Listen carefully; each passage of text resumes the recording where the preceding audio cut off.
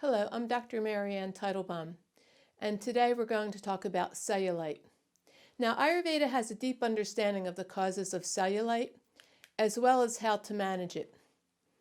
At the deepest level, it's said that the vibrational energy is not received through the body's nadis and marmas, which are the body's vibrational centers, which receive and distribute the flow of prana, or the life energy. And if the vibrational energy is not received and circulating, then the process of cellulite formation will begin. It's also important that the three doshas, which are Vata, Pitta, and Kapha, are balanced, as well as their subdoshas, which are the various areas around the body that these doshas control. Please read my book, Healing the Thyroid with Ayurveda, for a more thorough explanation of the vibrational and physical channels, prana, Vata, Pitta, Kapha, and their subdoshas and what they control. So first off, we need to make sure that the vibrational channels are functioning properly because they control the body's physical channels, which carry all the bodily fluids, such as blood, lymphatic fluids, sweat, tears, food, like that. And then at the same time, we need to keep the doshas and subdoshas balanced. Next, we must look at digestion. If it isn't working properly, toxins, which are known as ama, which is partially digested food which clogs the body's physical channels, and then amavisha, which results from the ama rotting and fermenting and turning into a hot inflammatory acidic toxin.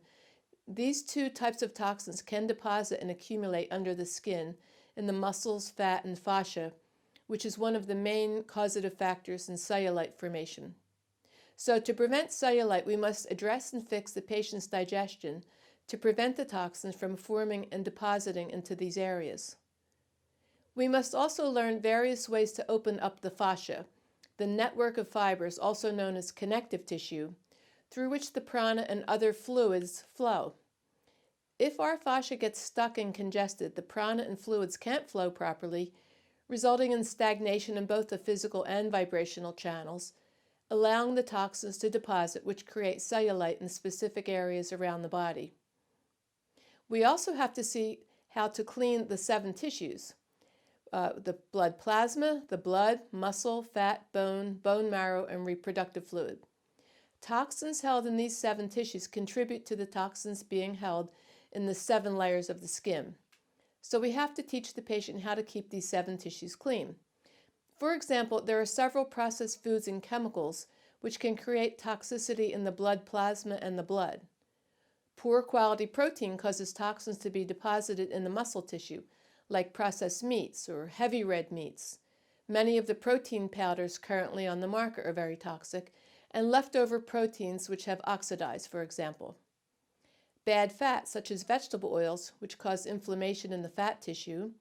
Bad salt, which causes retention of both toxins and fluid in the blood and skin. All these need to be addressed.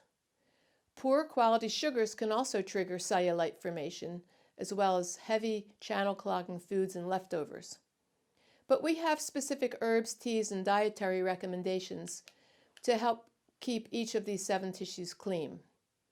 Now, even mental and emotional stress can cause toxins to form in the blood, which also contributes to cellulite formation. Poor circulation is another contributing factor due to a sedentary lifestyle, resulting in slow metabolism and accumulation of toxins in certain bodily tissues due to lack of movement. So we must instruct the patient on the best type of exercise for their body type.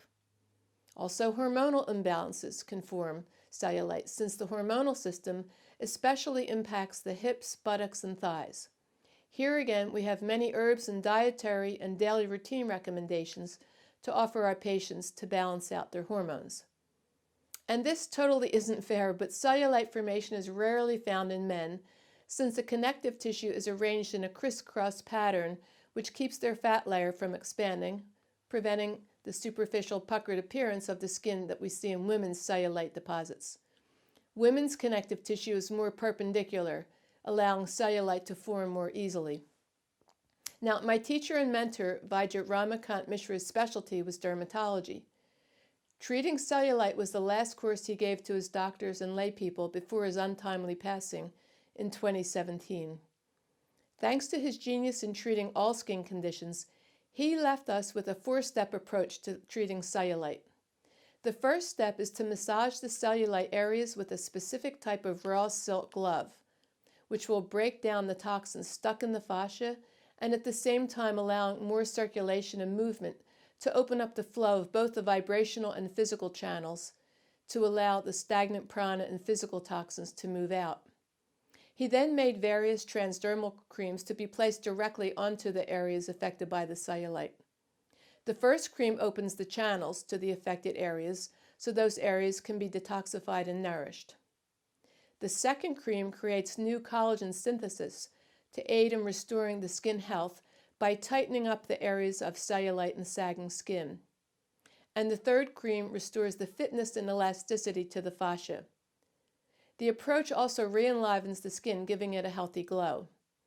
Now, when we combine this with proper diet, daily routine, and cleansing techniques, we've had great success in both preventing and treating cellulite.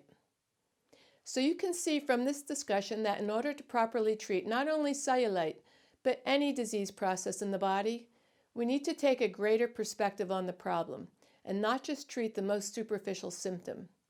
In the case of cellulite, we want to make sure we don't just address the skin and fascia, but instead look deeper to see why toxins are forming in the first place, which will then get deposited into the various layers of the skin and fascia, forming the cellulite. I hope this information helps you to understand how to always step back, look at the health problem from the deepest perspective possible, think outside the box so that you can properly treat these problems at their various root causes. Thank you.